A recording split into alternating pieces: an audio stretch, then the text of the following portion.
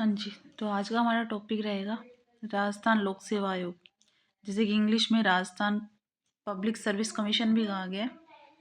और ये जो है अजमेर के अंदर, वर्तमान के अंदर घूघरा घाटी के अंदर इसका मुख्यालय है। तो जो संघ लोक सेवा आयोग है ना, यूपीएससी, तो यूपीएससी की तर्ज के ऊपर ही इसकी स्थापना की गई थी कि राज्यों में एक लोक सेवा आयोग है और संविधान के भाग 14 और अनुच्छेद कितने 315 से 323 तक इसके अंदर अनुच्छेद है। 315 से 323 इसके अनुच्छेद है। इन अनुच्छेदों के अंदर ही ये बात कही गई है कि इसके अंदर लोक सेवा आयोग की संरचना, नियुक्ति, कार्यकाल, योग्यता, है ना, सेवा शर्तें, शक्तियां, इन सब का उल्लेख किया गया है। ठीक है। और अनुच्छेद ये पढ़ाने से पहले 2 मिनट दो बात कर लेते हैं। अनुच्छेद जो है वो 16 और 234, 315, 315 से लगातार 323 तक, ये जो अनुच्छेद है ना, यहाँ इन सब अनुच्छेदों के अंदर लोक सेवा आयोग के बहुत सारे कार्यों और शक्तियों से संबंधित है ये सारे के सारे अनुच्छेद। तो ये बात कही गई है। ठीक है। अब है कि राजस्थान लोक सेवा आयोग जो है इस संविधान के किस भाग में है, तो संविधान के भाग 14 के अंदर। अनुच्छेद कितने हैं इसमें 315 से लेकर 323 तक। ठीक है। अब जो ये राजस्थान लोक सेवा आयोग है, इसका जो विनियम 1974 के अंदर राज्यपाल के द्वारा पारित किया गया है।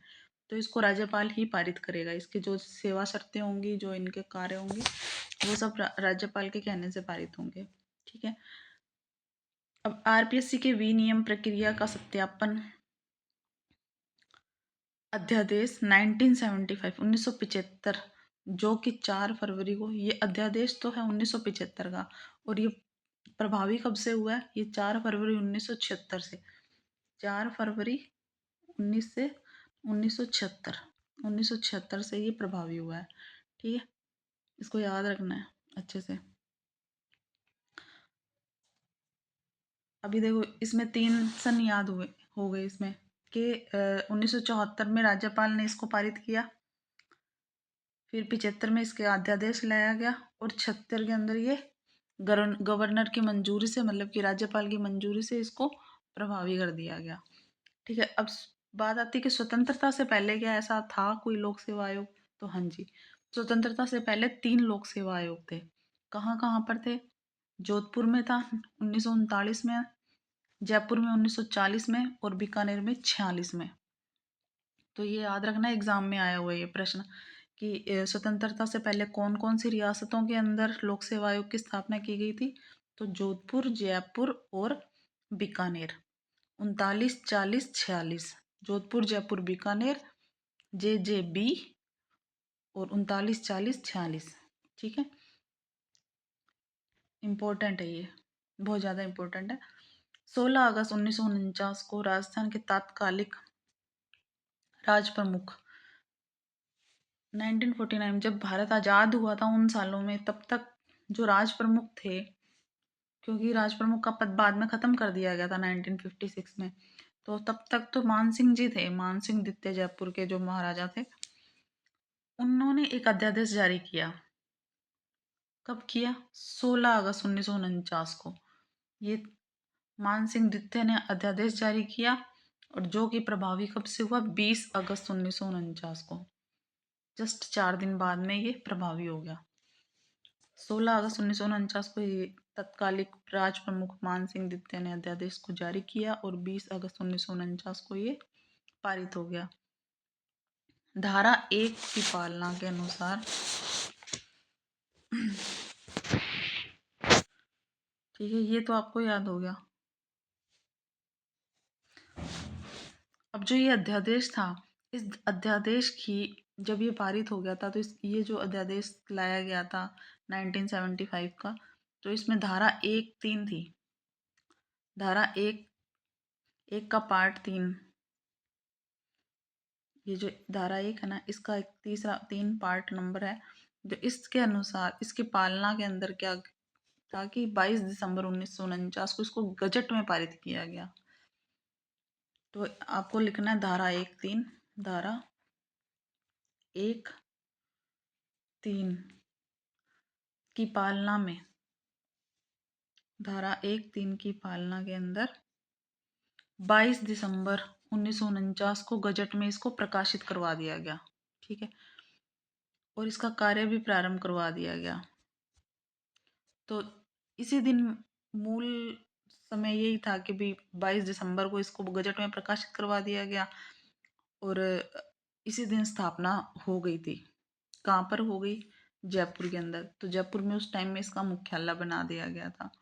लेकिन पी सत्यनारायण राव समिति के, यहाँ पर लिखा हुआ है ये देखो, लेकिन जो पी सत्यनारायण राव समिति थी, उस समिति की सिफारिश पर 1 नवंबर 1956 को 1 नवंबर 1956 को इसका मुख्यालय जो है वो जयपुर से हटाकर अजमेर कर दिया गया था। अजमेर जो अभी भी है, अजमेर के अंदर, घूघरा घाटी के अंदर। ठीक है, याद हो जाएगा। धारा 1(3) की पालना में 22 दिसंबर 1949 को इसको गजट में पारित किया गया। तो प्रश्न आएगा कि गजट में प्रस्ताव कब लाया, इसको कब प्रकाशित किया गया? आरपीएससी का जो अध्यादेश था, उस अध्यादेश को गजट में कब प्रकाशित किया गया? तो 22 दिसंबर को 1949 को। ठीक है, और इसका कार्य उसी दिन से प्रारंभ भी कर दिया गया। इस दिन जब इसको प्रकाशित किया गया, तो इसी दिन को ना, मतलब कि 22 दिसंबर को ही हर साल हम आरपीएससी के स्थापना दिवस के रूप में भी मनाते हैं। ठीक है, तो इसका आरपीएससी का स्थापना दिवस पूछा जाए तो आरपीएससी का स्थापना दिवस 22 दिसंबर। और गठन का जो समय है, आरपीएससी का जो मुख्यालय था, जब इसको आरपीएससी का गठन किया गया, तो उस टाइम में जो मुख्यालय था वो जयपुर था। और लेकिन पी सत्यनारायण राव समिति के अनुसार उन्होंने क्या किया कि 1 नवंबर 1956 को 1 नवंबर 1956 को इसका कार्यालय जो है, इसका मुख्यालय जो है वो अजमेर में स्थानांतरित कर दिया गया। ठीक है,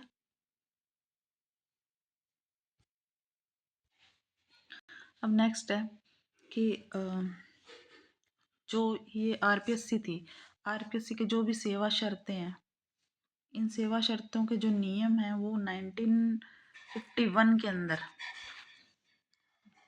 पारित किए गए। और 1951 में पारित किए गए, लेकिन डेट अगर पूछे तो 23 मार्च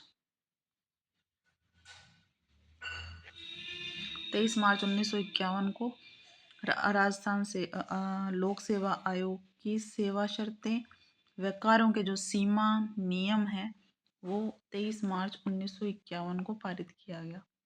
याद रखना, इनकी जो सेवा शर्तें हैं वो कब पारित की गई? 23 मार्च 1951 को। ठीक है, अब है कि 21 अप्रैल को लोक सेवा दिवस मनाया जाता है। तो जो 22 दिसंबर को मनाया गया था वो राजस्थान लोक सेवा दिवस था। ये मनाया जा रहा है, ये सिर्फ लोक सेवा दिवस है, पीएससी, जिसको पब्लिक सर्विस कमीशन भी कहते हैं। एस के घोष आरपीएससी के प्रथम अध्यक्ष, तात्कालिक उच्च न्यायालय के मुख्य न्यायाधीश भी थे। जो आरपीएससी के पहले अध्यक्ष थे उनका नाम है एस के घोष, और जो एस के घोष हैं वो आरपीएससी के अध्यक्ष भी रह चुके हैं। और उसी टाइम में जो न्यायालय था, उच्च न्यायालय था, सुप्रीम कोर्ट था, उसके, सुप्रीम कोर्ट का नहीं, हाई कोर्ट के, उच्च न्यायालय हाई कोर्ट के ये जज भी रहे हुए हैं एस के घोष। सेकंड नंबर के देवी शंकर तिवाड़ी। देवी शंकर तिवाड़ी सबसे ज़्यादा कार्यकाल के ये हैं अध्यक्ष, ये सबसे ज़्यादा कार्यकाल के थे। अब इनका कार्यकाल 1951 से लेकर 1958 तक, टोटल 6 साल 5 महीने का इनका कार्यकाल रहा है।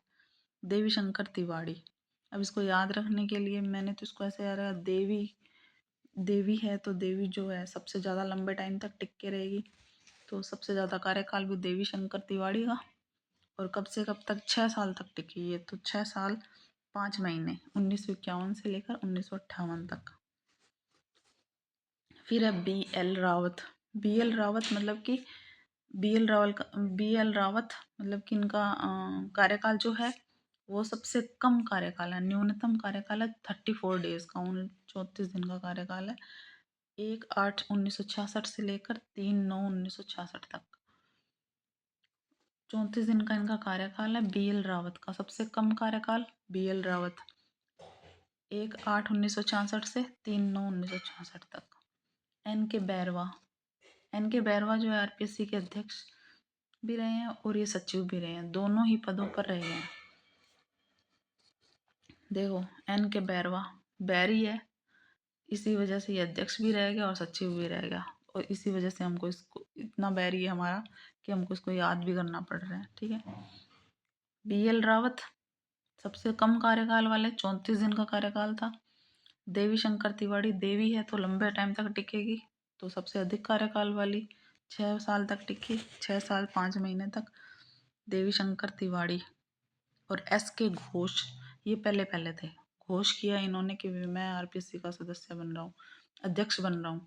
तो एस के घोष सबसे पहले अध्यक्ष थे और ये उसी टाइम उच्च न्यायालय के मुख्य न्यायाधीश भी रहे थे।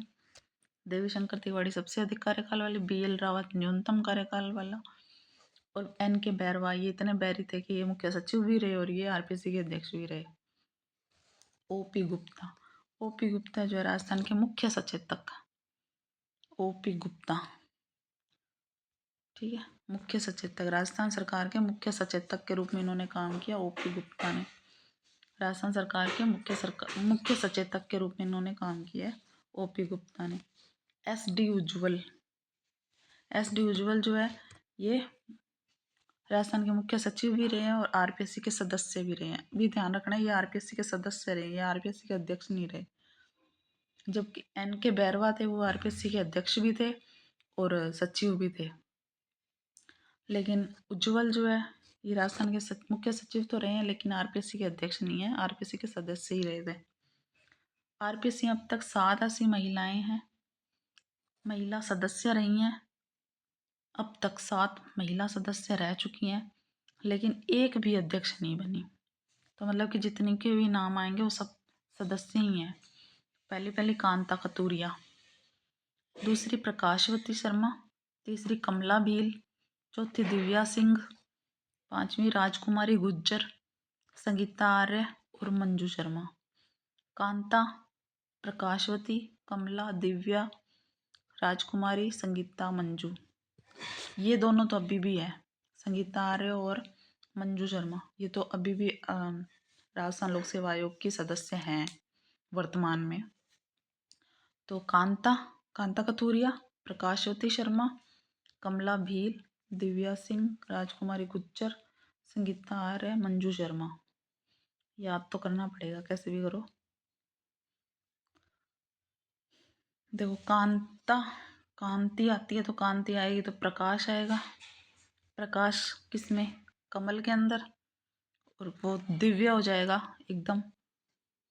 और वो अगर वो कोई कमल में प्रकाश आया, कांति आई और वो एकदम दिव्य हो गया तो वो किसी राजकुमारी को मिलेगा, और जैसे ही राजकुमारी को मिलेगा वो संगीत गाएगी, मतलब कि गीत गाएगी। और लास्ट में मंजू शर्मा, याद कर लो कैसे भी। कांता कतूरिया और प्रकाशवती शर्मा ये दोनों आरपीएससी और यूपीएससी की सदस्य रही हैं। ये आरपीएससी की भी सदस्य रही हैं कांता कतूरिया और प्रकाशवती शर्मा, और यूपीएससी की भी सदस्य रही हैं। इन दोनों के इम्पोर्टेंट फैक्ट यही है। फिर है कमला भील। कमला भील जो है वो आरपीएससी की सदस्य भी रही हैं और राज्य सरकार की राज्य मंत्री भी रही हैं। देखो भीलों को आरक्षण मिल रहा है आजकल, इसलिए इनको राज्य में मंत्री बनने का भी इसको सौभाग्य मिल गया और ये आरपीएससी की अध्यक्ष भी हो गई। कांता कतूरिया जो है ये पहली आरपीएससी की अध्यक्ष हैं, आरपीएससी की सदस्य हैं पहली, ठीक है। और इसके अलावा भी ये क्या है, ये पहली महिला आयोग की प्रथम अध्यक्ष भी रह चुकी है। महिला आयोग की प्रथम अध्यक्ष भी रह चुकी हैं और पहले विधायक भी रह चुकी हैं ये कांता कतूरिया। राज्य महिला आयोग की प्रथम अध्यक्ष और पूर्व विधायक। एस सी त्रिपाठी जो है संघ लोक सेवा आयोग के सदस्य। संघ लोक सेवा आयोग मतलब यूपीएससी के सदस्य भी रहे हैं और आरपीएससी के अध्यक्ष रहे हैं। अब यहाँ ध्यान रखना, यूपीएससी के सदस्य रहे हैं कौन, एस सी त्रिपाठी।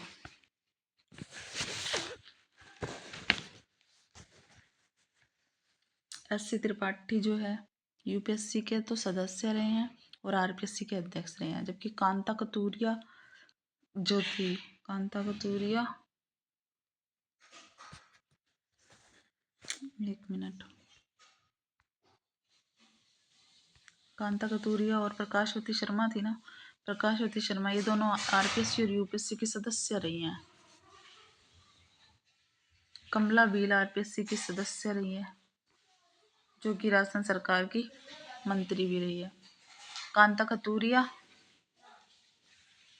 ये आरपीएससी और यूपीएससी की सदस्य रही है। उसके अलावा ये राज्य महिला आयोग की सदस्य अध्यक्ष रही हैं। अध्यक्ष किसकी रही है, महिला आयोग की अध्यक्ष रही है और विधायक भी रही है इसकी, ठीक है। और एस सी त्रिपाठी है, त्रिपाठी जी आरपीएससी और यूपीएससी दोनों में चले गए, लेकिन यूपीएससी के तो सदस्य और आरपीएससी के अध्यक्ष। सी आर चौधरी, चौधरी जो होते हैं ना वो थोड़े से मतलब कि उनका रुबाव होता है, तो लोगों में रुबाव होता है, तो लोकसभा के ये सांसद रह चुके, लोगों में इनका अच्छा खासा रुतबा होता है चौधरी लोगों का। तो सी आर चौधरी याद करने के हिसाब से बता रही हूँ और कुछ नहीं है। आरपीएससी के अध्यक्ष भी रह चुके ये, क्योंकि चौधरी लोगों का थोड़ा सा होता है, और लोकसभा के सांसद रह चुके, और तो और ये केंद्र सरकार के मंत्री भी रह गए।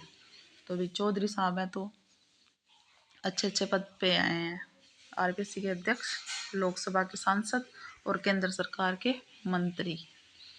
अब है दुलेश्वर मीणा। दुलेश्वर मीणा जो है आरपीएससी के सदस्य है और लोकसभा के सांसद। मीणा लोग भी जो होते हैं ना, दुलेश्वर मीणा, ये मीणा लोग भी होते हैं ना, वो लोगों के बहुत ज़्यादा पसंदीदा होते हैं, इसलिए लोकसभा के सांसद और आरपीएससी क्या क्या है, सदस्य। ये आरपीएससी के अध्यक्ष नहीं है, यह ध्यान रख लेना। फिर है देवेंद्र सिंह और भूपेंद्र यादव। देवेंद्र और भूपेंद्र ये दोनों जो है ना, ये डीजीपी रहे हैं, राजस्थान पुलिस के पूर्व महानिदेशक। तो पूर्व महानिदेशक कौन होंगे, डीजीपी। और आरपीएससी के ये चेयरमैन भी रह चुके, दोनों के दोनों, ठीक है। देवेंद्र सिंह और भूपेंद्र सिंह डीजीपी रह गए और आरपीएससी के चेयरमैन भी हैं। एनएल जैन, ये जो देखो जैन है ना, जैन लोग होते हैं ना, वो थोड़ा मुंह के ऊपर पट्टी बांध के रखते हैं, तो मतलब कि उनको स्पीक से संबंधित याद रखना, मतलब कि ये पहले स्पीक कर रहे हैं। और राजस्थान आरपीएससी के सदस्य भी रह चुके और विधानसभा के पूर्व स्पीकर भी रह चुके। तो बस सिर्फ इसको याद करने की एवज में बताया है, और कोई इसका कोई दूसरा मीनिंग मत निकालना। आरपीएससी के जो सदस्य हैं, एनएल जैन आरपीएससी के सदस्य है और राज्य विधानसभा के पूर्व स्पीकर। रघुकुल तिलक आरपीएससी के सदस्य भी रह चुके, और इनको तो कौन नहीं जानता, ये हमारे राजस्थान के राज्यपाल भी रह चुके, जिनको कि बर्खास्त कर दिया गया था, ठीक है। फिर वे सदस्य जिन्होंने राज्यपाल को अपना त्याग पत्र खुद से दे दिया, तो कांता कतूरिया, शिवपाल सिंह, दिव्या सिंह, श्याम सुंदर। अब मैंने इसको ऐसे याद किया कि शिव की कांति जो है वो दिव्य होती है और सुंदर दिखती है। शिव की कांति दिव्य होती है और सुंदर लगती है। तो कांता कतूरिया, शिवपाल सिंह, दिव्या सिंह और श्याम सुंदर शर्मा, इन चारों ने क्या किया, अपने त्याग पत्र जो है राज्यपाल को दे दिए। ये चारों के चारों सदस्य थे, अध्यक्ष इनमें से कोई नहीं है। हबीब खान गोरान ये आरपीएससी के अध्यक्ष रहे, जिन्होंने अपना टाइम पूरा होने से पहले, कार्यकाल पूरा होने से पहले अपना जो त्याग पत्र है वो राज्यपाल को दे दिया, और ये त्याग पत्र देते किसको हैं? ये राज्यपाल को देते हैं। ठीक है।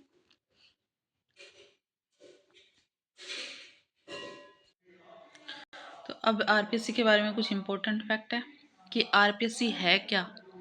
आरपीएससी यहाँ पे एग्जाम में अगर राजस्थान लोक सेवा आयोग लिखा हो तो ऐसा घबराना नहीं है, वो आरपीएससी और राजस्थान लोक सेवा आयोग एक ही है। इसको इंग्लिश में बोलते हैं, तो इसको शॉर्टकट नेम दिया हुआ है, इंग्लिश में बोलते हैं राजस्थान पब्लिक सर्विस कमीशन, तो आरपीएससी इसका शॉर्ट नेम है। और ये है क्या चीज़, तो ये कैसा निकाय है, तो ये परामर्शकारी सलाहकारी निकाय है, परामर्श देती है, इसका और कोई रोल नहीं है, सिर्फ ये एडवाइस देगी।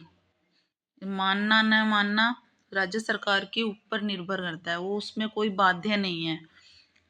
राज्य सरकार बिल्कुल बाध्य नहीं है कि ये जो इसकी बात मानेगी या नहीं मानेगी, इसको सलाह देने का काम होता है, ये सलाह देती है। ये निकाय जो है राज्य सरकार को परामर्श देती है, लेकिन राज्य सरकार इसकी सलाह को मानने के लिए बिल्कुल बाध्य नहीं है। आरपीएससी की सलाह ना मानने का कारण, अगर लेकिन आरपीएससी की सलाह माने या ना माने वो तो राज्य सरकार पर निर्भर करता है, लेकिन अगर वो नहीं मान रही है तो उसको जो रीज़न है, वो कारण है, वो राज्य सरकार को बताना पड़ेगा। राज्य सरकार को बताना किसको पड़ेगा? विधानमंडल के अंदर बताना पड़ेगा कि भाई इस रीजन से हम आरपीएससी की सलाह को नहीं मान रहे हैं। तो ये बात थी। अब है अनुच्छेद 315। अनुच्छेद 315 में क्या कहा गया है कि पहला अनुच्छेद है आरपीएससी का 315। तो पहले बार में हम किसी के बारे में बात कर रहे हैं तो किसी उसके गठन की बात ही करेंगे। तो यहाँ पर क्या किया है कि राजस्थान लोक सेवा आयोग के गठन का प्रावधान है।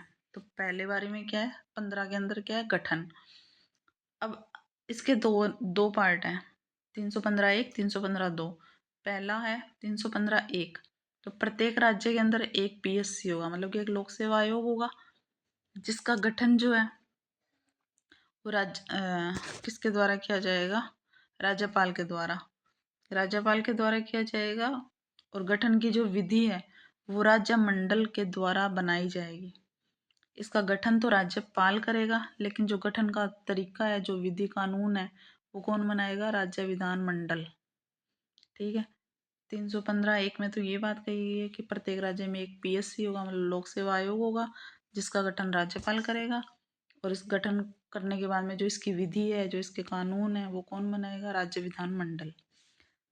315(2) के अंदर कहा गया है कि संयुक्त लोक सेवा आयोग का भी प्रावधान किया गया है। संयुक्त लोक सेवा आयोग क्या होता है?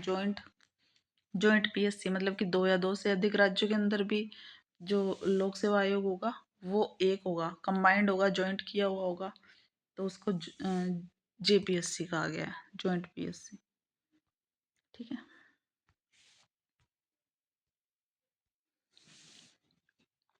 फिर अनुच्छेद 16। अनुच्छेद 16 के अंदर क्या कहा गया है? इसके अंदर ये बात कही गई है, पहले में तो गठन था, अब गठन हो कर दिया कोई भी निकाय का, तो उसके अंदर किसी सदस्य की नियुक्ति तो करनी होगी। तो नियुक्ति का जो प्रावधान है या पदावधि का जो प्रावधान है वो 316 में किया गया है। आरपीएससी के जो अध्यक्ष है या सदस्य हैं उनकी जो नियुक्ति कौन करेगा? राज्यपाल करेगा। कैसे? मंत्री परिषद की सलाह से करेगा। तो आरपीएससी के जो अध्यक्ष और सदस्य हैं उनकी नियुक्ति राज्यपाल करेगा, राज्य परिषद की सलाह से। और एक बात और लिखी गई कि जो जॉइंट पीएससी थी, जो दो राज्यों में एक एक लोक सेवा आयोग की स्थापना की गई थी, उसमें उसके जो सदस्य अध्यक्ष होंगे ना, उसकी जो नियुक्ति होगी वो कौन करेगा? वो राष्ट्रपति करेगा। ठीक है। और आरपीएससी की जो स्थापना के बाद में, स्थापना के टाइम में, मतलब कि जब स्थापना हुई थी 1949 के अंदर, तब एक अध्यक्ष था और दो सदस्य थे। तो जिनमें से अध्यक्ष कौन था? वो एस के घोष, हमने पहले पढ़ा था कि पहला अध्यक्ष कौन? घोष, जो कि उस टाइम के मुख्य न्यायाधीश भी थे उच्च न्यायालय के, है ना, ये वाली बात हमने पढ़ी थी। और देवी शंकर तिवाड़ी इसके सदस्य थे उस टाइम में, पहली बारी में। और एन आर चंदोरकर। अभी देवी शंकर तिवाड़ी के बारे में भी हमने एक बात पढ़ी थी कि इनका सबसे ज़्यादा लंबा टाइम था, ज़्यादा टाइम तक ये टिके रहेंगे, 6 साल 5 महीने तक टिके रहे थे, इनका सर्वाधिक कार्यकाल था। तो एस के घोष अध्यक्ष थे, सदस्य देवी शंकर तिवारी और NR चंदोरकर। पहले पहले इनके सिर्फ 3 ही लोग थे इसके अंदर। फिर 1968 के अंदर बढ़ा दिया, एक अध्यक्ष 3 सदस्य, टोटल 4। 1973 में फिर बढ़ा दिया, एक अध्यक्ष 4 सदस्य, टोटल हुए 5।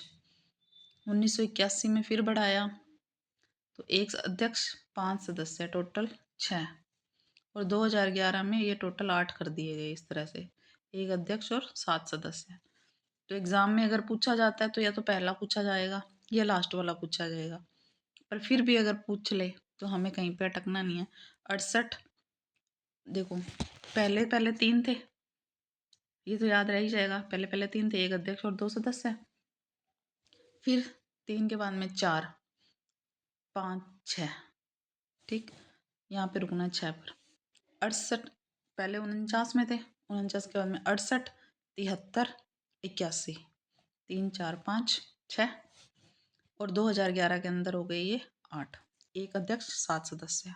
ये प्रश्न पूछा गया, पिछली बार ही पूछा गया था। देखो, आरपीएससी के जो सदस्य संख्या है वो राज्यपाल ही निश्चित करते हैं कि कितने सदस्य लेने कितने नहीं लेने। ये राज्यपाल पे डिपेंड करता है, ठीक है। अब आरपीएससी में जो सदस्य होंगे वो किस बेस पे लिए जाएंगे? जो 50% सदस्य होंगे ना, वो ऐसे होंगे जो भारत सरकार में या राज्य सरकार के अधीन, ठीक है, कम से कम 10 साल तक प्रशासनिक अनुभव उनको होना चाहिए। और वो जो 10 साल होंगे ना, वो 10 साल की जो अवधि होगी उसकी गणना कैसे की जाएगी? तो उसकी गणना करने के लिए इस संविधान के प्रारंभ में पहले ऐसी अवधि भी सम्मिलित की जाएगी जिसके दौरान कोई भी व्यक्ति है, उसने भारत के क्राउन के अधीन या फिर किसी देशी राज्य की सरकार के अधीन पद धारण किया हो, ऐसा कुछ भी हो, तो ऐसा व्यक्ति, ऐसे लोग होंगे कम से कम 50%। और जो बाकी के 50% होंगे वो होंगे राजनीतिक, शिक्षा, कानून, समाज सेवा आदि क्षेत्रों से संबंधित होंगे, ठीक है। लेकिन जो आरपीएससी के अध्यक्ष के बारे में कोई योग्यता के संबंध में संविधान में कुछ भी नहीं लिखा हुआ, तो अगर पूछा जाए कि अध्यक्ष के बारे में क्या लिखा गया है, सदस्यों की योग्यता तो लिखी हुई है देखो, लेकिन जो अध्यक्ष होगा उसकी कोई योग्यता नहीं लिखी हुई। ये ध्यान रखना है, इसके संबंध में कोई प्रावधान नहीं है। आयोग के अध्यक्ष पद की योग्यता के संबंध में विशेष रूप से कोई प्रावधान नहीं है। और जो अध्यक्ष पद अगर रिक्त हो भी जाता है, मान लो बाई चांस अध्यक्ष को की अचानक मृत्यु हो जाती है या फिर को किसी काम से त्याग पत्र दे देता है, तो ऐसी स्थिति के अंदर राज्यपाल जो होगा वो किसी सदस्य की है ना, मतलब कि वहाँ पर नियुक्ति कर देगा अध्यक्ष पद पर। और ये किस अनुच्छेद कहाँ पर कही गई है ये बात? तो ये 15वें संविधान संशोधन 1963 के अंतर्गत ये वाली बात की गई है कि अगर अध्यक्ष का, आरपीएससी के अध्यक्ष का पद रिक्त होता है तो राज्यपाल किसी भी सदस्य को वहाँ पर नियुक्त कर सकता है। तो 15वें संविधान संशोधन 1963 के अंतर्गत ये बात की गई है, 15वें संविधान संशोधन 1963। देखो, 315 के अंदर तो गठन की बात की गई, 316 के अंदर, 316(1) के अंदर तो नियुक्ति की बात की गई, उनके सदस्यों की नियुक्ति। अब 316(2) के अंदर क्या कहा गया है कि इसकी पदावधि कितनी होगी, कितने टाइम तक ये बैठेंगे, इनका कार्यकाल क्या होगा। तो जब भी पद ग्रहण करेंगे ना, उस पद ग्रहण करने से लेकर के ये लोग कम से कम 6 वर्ष, 6 वर्ष या फिर 62 वर्ष, 62 वर्ष कैसे कि 62 वर्ष उनकी आयु को काउंट किया गया है। आरपीएससी के जो भी अध्यक्ष होंगे या सदस्य होंगे उनका कार्यकाल जो है वो पद ग्रहण से, जिस दिन वो पद ग्रहण करेंगे उस दिन से 6 वर्ष या 62 वर्ष, इनमें से जो भी पहले हो जाएगा, चाहे तो 6 वर्ष पहले हो जाए, मतलब कि कोई सदस्य या अध्यक्ष है उसने पद ग्रहण कर लिया, अब उसको 6 साल पूरे हो गए तो वो उसके बाद में 6 साल बाद उसकी सेवानिवृत्ति हो जाएगी। मान लो कि अभी उसको 6 साल पूरे नहीं हुए, 5 ही साल हुए, लेकिन वो खुद 62 साल का हो चुका, तो फिर उसको उसकी सेवानिवृत्ति कर दी जाएगी। मतलब 62 साल उसकी एज है और पद का ग्रहण का टाइम है 6 साल। 6 साल के दौरान बीच में कहीं कभी भी वो 62 साल का हो जाता है तो उसको हटना पड़ेगा। अगर वो 62 साल का नहीं होता है तो अपने 6 साल पूरे कर सकता है। ठीक है। अब जो भी पहले हो जाएगा उसके हिसाब से। और 41वें संविधान संशोधन 1976 के द्वारा 1976 41वां संविधान संशोधन 1976 के द्वारा आरपीएससी के जो अध्यक्ष होंगे और जो सदस्य होंगे उनकी जो सेवानिवृत्ति की आयु है उसको पहले 60 साल थी, अब बढ़ा दिया गया है। किस संशोधन के अनुसार? 41वें संविधान संशोधन 1976 के द्वारा आरपीएससी के अध्यक्ष और सदस्यों की सेवानिवृत्ति की उम्र बढ़ाकर 60 से 62 कर दी गई है। ये इम्पोर्टेंट है, पहले प्रश्न आ चुका है। ऑप्शन में ज़्यादातर 65 वर्ष पूछते हैं, लेकिन 65 करना नहीं है, ये 62 साल के ही रहते हैं आरपीएससी के अध्यक्ष। ठीक है। और इसके अलावा एक भी बात और भी की गई है कि जो जेपीएससी थी, जो संयुक्त लोक सेवा आयोग थी, उसके भी सदस्यों का सेम ही टाइम पीरियड कर दिया, 6 से लेकर 62 वर्ष, या तो 6 साल या फिर 62 वर्ष की एज तक। फिर एक बात इन्होंने की है कि त्याग पत्र, ये त्याग पत्र देंगे किसको? राज्यपाल को, क्योंकि राज्यपाल नियुक्त करता है इनको, तो त्याग पत्र भी राज्यपाल को देंगे। अब देंगे तो कैसे देंगे? तो कुछ लेख लिखेंगे, जैसे कै है 316 2 कै है, इसके अंदर दो मतलब दो लिखते हैं तो ऐसा करके लिखते हैं, तो दो मतलब के साइन सा कर देते हैं, तो दो हस्ताक्षर सहित लेख लिखेंगे। क्या क्या गड़ा लिखते हैं ना अपन, तो लेख ही होता है, सुलेख टाइप का होता है, तो लेख लिखेंगे, कुछ लिख के देंगे कि भी मैं फलां फलां इंसान और अब यहाँ से त्याग पत्र दे रहा हूँ। तो इस तरह से कुछ लेख लिखेंगे, हस्ताक्षर करेंगे, उसके बाद में राज्यपाल को सौंपेंगे। ठीक है। फिर 316 2 ख के अंदर क्या कहा गया? कै के अंदर तो ये वाली बात कह दी कि ये लेख लिखेंगे और हस्ताक्षर करके त्याग पत्र दे देंगे। ख के अंदर ये बात की गई है कि जो 317 अनुच्छेद आएगा आगे, ठीक है, उसके अंदर उसमें जो भी जिससे भी उपबंधित किया गया है उसके हिसाब से इसको इनको हटाया भी जा सकता है। और हटाएगा कौन? इनको राष्ट्रपति हटाएगा। और 316 3 के अंतर्गत पुनर्नियुक्ति का पात्र नहीं होगा। जो भी आरपीएससी का अध्यक्ष होगा या सदस्य होगा वो पुनर्नियुक्ति नहीं होगी उसकी, एक बार हट गया तो हट गया बस। ठीक है। अब है अनुच्छेद 317। 317 के अनुसार 317 में देखो, 17 मतलब खतरा। खतरा किस चीज़ का? इनको अपनी सीट को लेके खतरा होगा, इनको हटाया जा सकता है, बर्खास्त किया जा सकता है। नहीं तो निलंबन या बर्खास्तगी अध्यक्ष की और सदस्यों की, दोनों की। तो 317 1 के अंदर हटाने का कारण क्या होगा? अब किसी को हटाएंगे तो उसका कोई रीज़न तो होना चाहिए, तो कदाचार का आरोप लगा सकते हैं, दुर्व्यवहार का आरोप लगाया जा सकता है। ठीक है। जांच कौन करेगा? सुप्रीम कोर्ट करेगा। सुप्रीम कोर्ट के जो मुख्य न्यायाधीश होंगे वो जांच करेंगे, और अगर वो रिपोर्ट में पाते हैं कि सच में ये है तो उसको हटा दिया जाता है, और हटाते राष्ट्रपति है। कदाचार का आरोप सिद्ध होने के बाद राष्ट्रपति के द्वारा इनको हटाया जाता है। आए ये राज्यपाल के राज्यपाल ने इनको नियुक्त किया, राज्यपाल ही इनको को ही ये त्याग पत्र देते हैं, लेकिन इनको हटाता कौन अगर इनका कदाचार में इनको पाया जाता है? तो राष्ट्रपति। 317 2 राष्ट्रपति या राज्यपाल लोक सेवा आयोग के अध्यक्ष या सदस्य को निलंबित कर सकते हैं। एक के अंदर तो बता दिया हटाने का रीज़न, और हटाया कैसे जाएगा वो सब बातें बता दी। 317 2 के अंदर बताया है कि राष्ट्रपति भी और राज्यपाल दोनों ही, मतलब कि इनको अगर कोई लाभ के पद में या किसी भी चीज़ में निर्लिप्त पाते हैं तो ये इनको हटा सकते हैं। और इनको हटाने की जो रिपोर्ट होगी वो कौन देगा? सर्वोच्च न्यायालय का सर्वोच्च न्यायालय के एक सेकंड।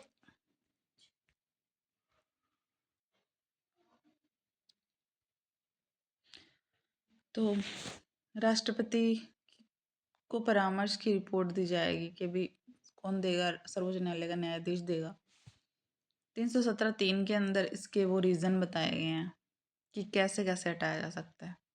कदाचार के अलावा राष्ट्रपति, अगर सिर्फ कदाचार के अलावा कोई और बात हो सकती है तो और कैसे हटा सकता है राष्ट्रपति उसको, कि वो दिवालिया हो जाए, ठीक है, या फिर वो मानसिक रूप से अक्षम हो जाए, या फिर अपनी पदावधि के पद के कर्तव्यों से बाहर कहीं पर और भी वो लाभ का प्राप्त पद पर काम करे, या फिर लाभ का कोई भी काम करे, ऐसे रिश्वतखोरी या कोई कंपनी के अंदर काम करे, तो ये सब चीज़ें होंगी अगर, तो उसको हटा दिया जाएगा राष्ट्रपति के द्वारा। 317(4) के अंदर ये वाली बात कही गई है कि किसी निगमित कंपनी के सदस्य के रूप में कंपनी के अन्य सदस्यों के साथ लाभ में अगर भाग ले तो मतलब कि 300 जो 4 है, चौथा है, इसके अंदर कोई भी सदस्य या अध्यक्ष होगा जो आरपीएससी का होगा, वो चाहे तो वो किसी कंपनी के सदस्य के रूप में काम कर रहा है। अगर कई बार क्या होता है कि ये हट जाते हैं, इनका मतलब कि हट क्या जाते हैं हम, जैसे इनकी रिटायरमेंट हो जाता है, रिटायरमेंट के बाद में ये कोई दूसरा काम नहीं कर सकते हैं। कहने का मतलब ये है कि किसी और कंपनी को ज्वाइन नहीं कर सकते, ठीक है। वहाँ पे लाभ के पद माने जाते हैं, तो उसको लाभ का पद पे काम नहीं करना चाहिए इसको। ये 4 बातें कही गई है। एक में हटाने के रीज़न बताए गए हैं, 2 के अंदर कौन हटाएगा, भी राज्यपाल या राष्ट्रपति हटा सकता है, और 3 के अंदर इसके कदाचार के अलावा अलावा कोई और भी रीज़न हो सकते हैं, जैसे कि दिवालिया, मानसिक शारीरिक अक्षम, या फिर पदावधि के में जब ये पद की अवधि में भी अगर मान लो सीट के ऊपर बैठा हुआ है, उसके बावजूद भी वो अपने कर्तव्यों से बाहर जा करके कोई और लाभ का पद काम कर रहा है, जैसे एक्स्ट्रा वर्क करके जो कोई पैसा कमाता है, उस हिसाब से अगर कोई भी लाभ का पद कमा रहा है तो फिर इसको हटा दिया जाएगा। फिर चौथा जो है, ये कोई कंपनी के अंदर काम कर रहे हैं या फिर कोई और लेन देन ज़्यादा अच्छा बना रहे हैं किसी और के साथ में, किसी चीज़ का आयात निर्यात ज़्यादा कर रहे हैं, तो ऐसी काफ़ी सारी बातें लिखी हुई है इसके अंदर, तो इम्पोर्टेंट इतना ही की है। अब अनुच्छेद 318, आरपीएससी के अध्यक्ष व सदस्यों में कर्मचारी वृंद की सेवा शर्तों के बारे में विनियम बनाने की शक्ति, ठीक है। 15 के अंदर तो हमने गठन पढ़ा, 16 के अंदर नियुक्ति और पदावधि पढ़ी, 17 के अंदर उनको हटाएंगे कैसे, ये चीज़ पढ़ी। अब 18 के अंदर क्या है, 18 के अंदर है जो भी सदस्य या कर्मचारी होंगे वहाँ के, उनको सेवा शर्तें, मतलब कि उनको क्या कुछ मिलेगा और इन सब का निर्धारण कौन करेगा, उनके नियम उपनियम क्या होंगे। 318 कै के अंदर कहा गया है, जो भी सदस्यों की संख्या होगी, सेवा शर्तें होंगी, उनका निर्धारण कौन करेगा, राज्यपाल, ठीक है। ये बात 318 क में कही गई है। ख के अंदर कहा गया है, अभी देखो यहाँ पे सदस्यों की संख्या की बात की गई, आरपीएससी के सदस्यों की संख्या। अब यहाँ पे आरपीएससी के कर्मचारी वृंद की बात की गई है, जो और दूसरे कर्मचारी होंगे वो, और उनकी संख्या कितनी होगी और उनके जो क्या सेवा शर्तें होंगी, तो ये सब कौन निर्धारित करेगा, राज्यपाल। परंतु नियुक्ति के बाद में मान लो अगर उनको नियुक्त कर दिया गया किसी भी सदस्य को या कर्मचारी को राज्यपाल के द्वारा, तो उनके जो भी सेवा शर्तें होंगी, जो भी उनको वेतन भत्ते मिलेंगे, उनमें कोई किसी भी तरीके का परिवर्तन नहीं किया जाएगा, ना तो कम किए जाएंगे ना ज़्यादा किए जाएंगे, ऐसा कुछ लिखा हुआ है। फिर है अनुच्छेद 319। अनुच्छेद 319 के अंदर क्या कहा गया है,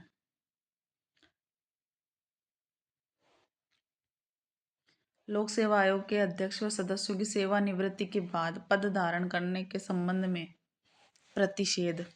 मान लो अब इनके रिटायरमेंट हो चुके, और अब रिटायरमेंट होने के बाद में ये कहाँ पर पद धारण कर सकते हैं, कहाँ पर नहीं कर सकते हैं, ये जो बातें हैं, ये जो इनके ऊपर प्रतिषेध लगाए गए हैं, इनको उस चीज़ का उल्लेख है 319 के अंदर। तो आरपीएससी के जो अध्यक्ष होंगे वो सेवानिवृत्ति मतलब रिटायरमेंट, उसके पश्चात में संघ लोक सेवा आयोग के रूप में या फिर अन्य राज्य लोक सेवा आयोग के रूप में नियुक्त होने के पात्र होगा। किंतु सेवानिवृत्ति के बाद में ये संघ लोक सेवा आयोग मतलब कि यूपीएससी अथवा किसी दूसरे राज्य के अंदर जो लोक सेवा आयोग है वहाँ पे नियुक्त होने के पात्र तो होंगे, लेकिन भारत सरकार या किसी राज्य सरकार के अधीन किसी अन्य नियोजन के पात्र नहीं होंगे। ये लोक सेवा आयोग में ही काम कर सकेंगे, उसके अलावा किसी और नियोजन में ये काम नहीं कर सकेंगे। ठीक है। अब एक बात हो रहा है, जो एक विवाद आया था हरगोविंद पंत बनाम रघुकुल तिलक का, क्योंकि रघुकुल तिलक बाद में राज्यपाल बन गए थे, है ना। तो इस विवाद के अंदर क्या किया गया, 1979 का विवाद था, इस पर निर्णय किया गया और इस निर्णय में ये कहा गया कि जो राज्यपाल का पद है ना, वो राज्य के अधीन नियोजन का पद ही नहीं है और किसी राज्य के अधीन नियोजन का पद नहीं है। अधीन तो है नहीं, राज्यपाल तो वैसे ही स्वतंत्र होता है अपने हिसाब से। तो इसलिए जो अध्यक्ष और सदस्य होंगे वो सेवानिवृत्ति के बाद में राज्यपाल बन सकते हैं, कोई दो राय नहीं है। आज की क्लास यहीं पे ख़त्म होती है। मिलते हैं अनुच्छेद 320 के साथ। Bye bye.